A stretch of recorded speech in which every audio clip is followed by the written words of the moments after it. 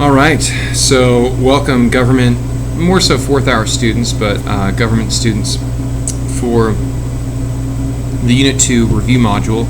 I'll post this by probably 4 p.m. today on Monday the 19th so that you're ready for the test tomorrow. Similar to the first review module, we'll go through it at a quick clip here. It is a review of the notes you have, but just to help focus what you need to know for tomorrow. Okay, so going through things that you should be aware of and review in your notes.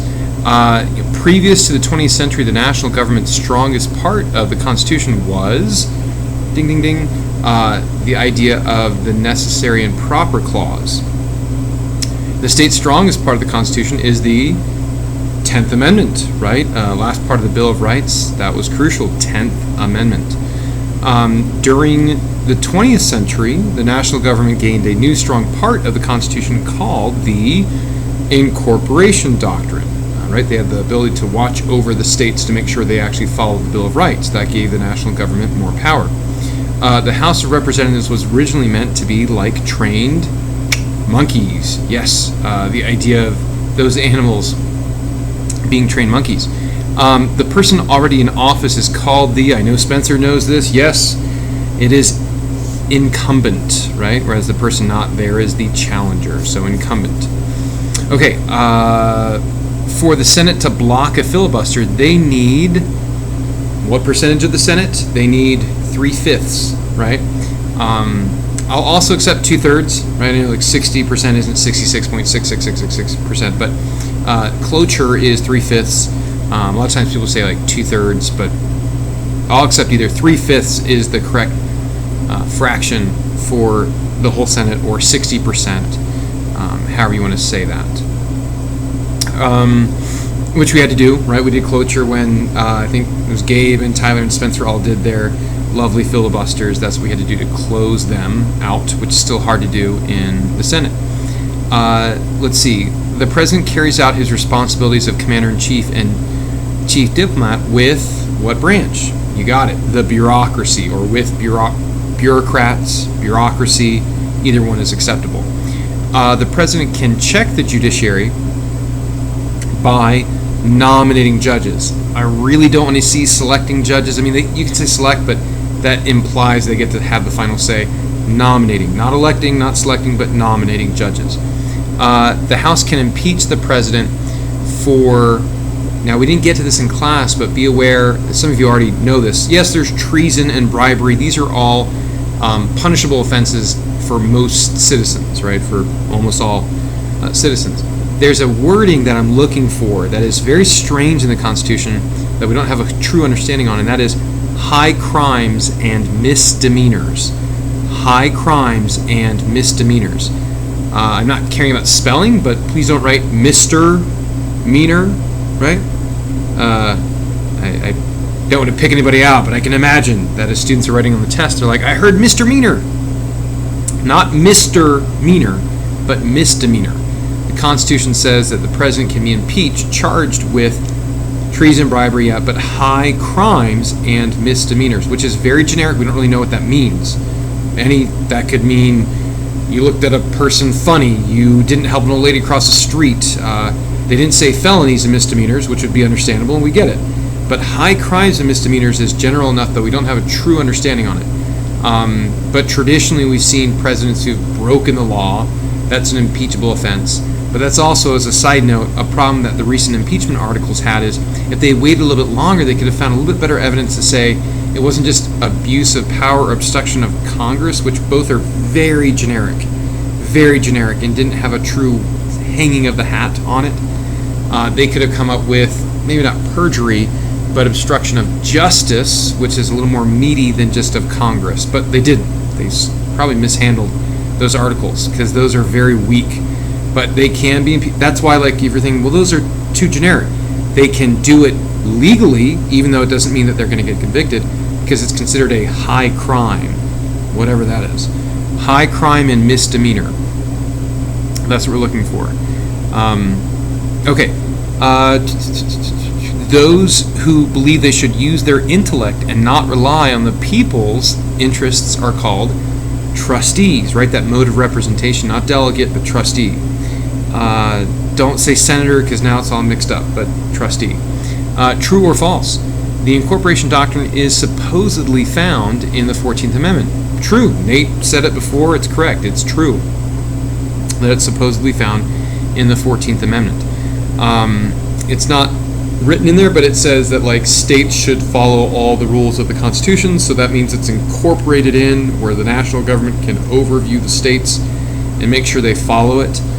That's where it's supposedly found, so true. True or false? The majority whip is the leader of the House. That's false. That is an actual position, which is weird. It keeps them in line, hence the term whip.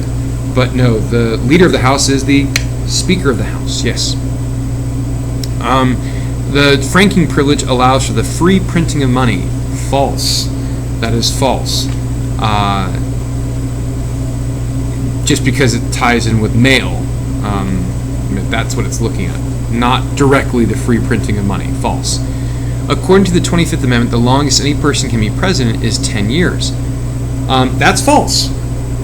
The 22nd Amendment states that, but not the 25th, so be clear, that is false. The 25th Amendment does not state that. Upon impeachment, true or false, the president is kicked out of office. That would be false, right? Because there's the two-step process. That impeachment is only tied to the bringing of charges, whereas the conviction, which is that second part I'm not holding against you for the notes, is that process in which the Senate would have a trial and convict them to kick them out of office and maybe eventually face criminal charges.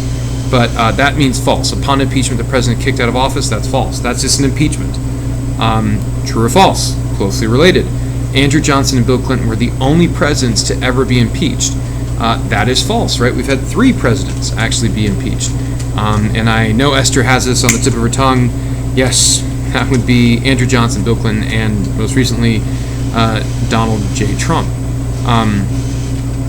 Okay, true or false? A presidential mandate usually requires 66% of all Americans to vote for the president. That's true, right? That's the 2/3. I know you might get tricky, like, wait a second, it's 66.6666%.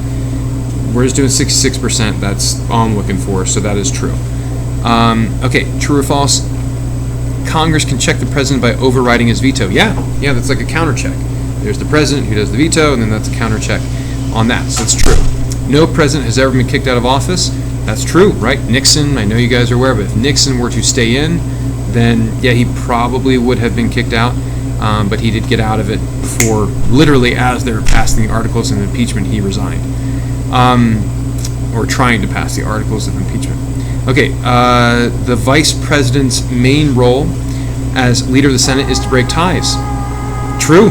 In fact, some would say, aside from being a heartbeat away from the presidency, the VP's main role is just to be the tiebreaker. That's constitutionally like the only real power they have.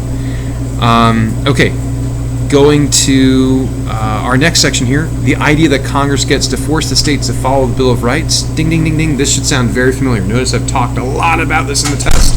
Incorporation doctrine. Unlimited debate. Another word for that, the fancy word in the Senate is, you got it, Kennedy, it's filibuster, that weird pirate word of unlimited debate. Unlimited debate is filibuster. Where bills are scheduled for debate in the House, that would be the Rules Committee, right? There they set the agenda.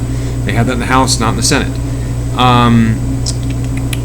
The ability for congressmen to mail things free with their signature on it, that would be known as the franking privilege, right? The true or false showed that that's not the free printing of money, but people have the ability to send mail in an incumbency status.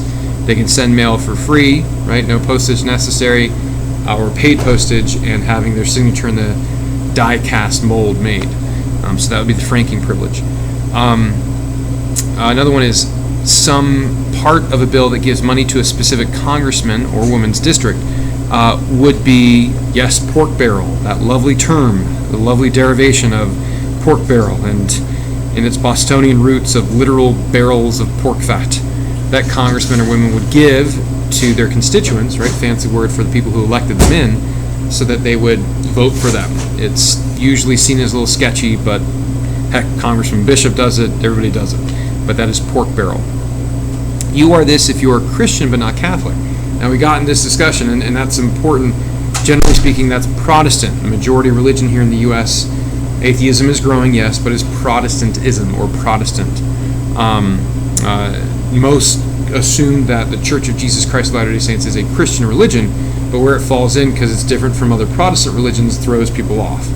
I think most of them have moved past being the occult status or whatever, or a cult status rather.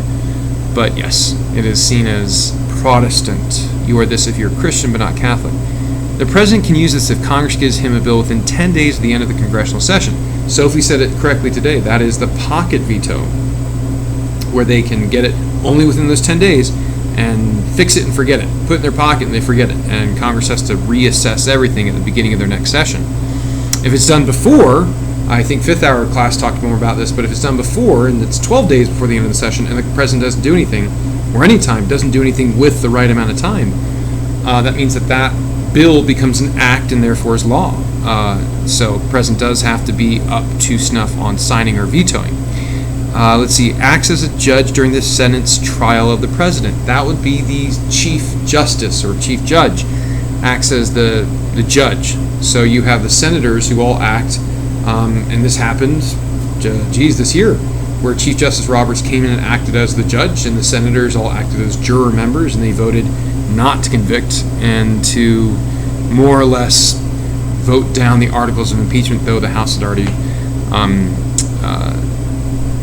brought those charges. Follows the express interests of the people. This is a delegate, right? Don't say House because it's all muddled now, but the House follows the express interests of the people. And finally, gives the rules for presidential succession. That would be the 25th Amendment, right? So VP to Speaker to Senate pro tempore to cabinet members to all those things. That's the 25th Amendment. And that's not just if they're killed or resigned or removed from office, but if they're unable, which is weird. If a president's unable, they step down, they give a letter, usually signed or endorsed by the cabinet members, given to Congress, and they hold on to it.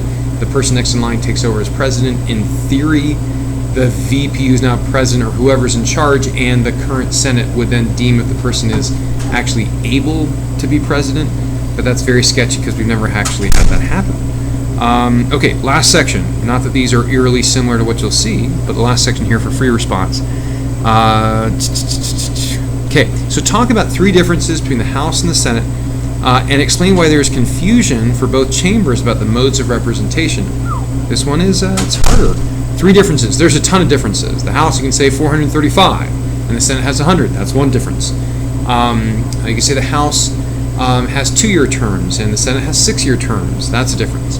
You can say the House has a Rules Committee, and the Senate doesn't have a Rules Committee. That's another difference.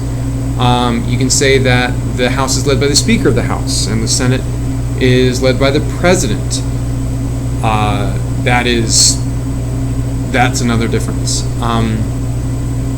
You could say that originally House members were more like delegates or trained monkeys, and senators were village-wise leaders who were more trustees. That's a difference. So there's I listed off 6 different differences, but please don't on the test say that the House has 435 and the Senate has 100, and that's 2 differences. No. That's 1 difference. So keep that straight. As for the second part, as to why there's confusion about the modes of representation, I feel like Brooke and JC, I feel like you guys understood this, that there is the 17th Amendment, which allows people to vote for the Senate as well. So you have people voting for the House, people voting for the Senate. So then while they might have intended to do a good thing, it's made it confusing as to, are you a delegate, are you a trustee? Well, they're all from the people now, and so there's confusion over it for that reason. So 17th Amendment is what you're looking for. Explain what mandate theory is, and also explain 2 weaknesses of that theory. Mandate theory, it's already mentioned on the test, is when you think that there's about a 2/3 vote for you for the president. That means that you can turn around and then have all of your policy points, your agenda points, become law. That's the theory. The 2 problems, there's a ton of them, but a couple you could mention is people may have voted for you and liked only part of your platform, not all of them. Another one is people may have voted for you because you were a little bit better than the other guy. They don't really like you, but you're better than the other guy or girl. Another problem with that is some have used it when even they only got like 58% of the vote. They'll say, yeah, it's mandate theory. That line moves, and that's too wishy-washy. So yeah, you can say the president moves the line when it's less than even 66%, and that's a problem. The president's, all the ideas might not be good, and they may have liked somebody else a little less than you. It doesn't mean that they want everything you've said to become law. So those are some weaknesses of mandate theory. I think we mentioned a couple more notes, but that would be good. Finally, draw and explain the diagram about the 20th century change in congressional power. The back of the class, you'll see, that diagram. Hannah was wondering about this from 5th hour, and I think we got it to her. But that angle is talking about how previous to the 20th century, the state and national were very similar.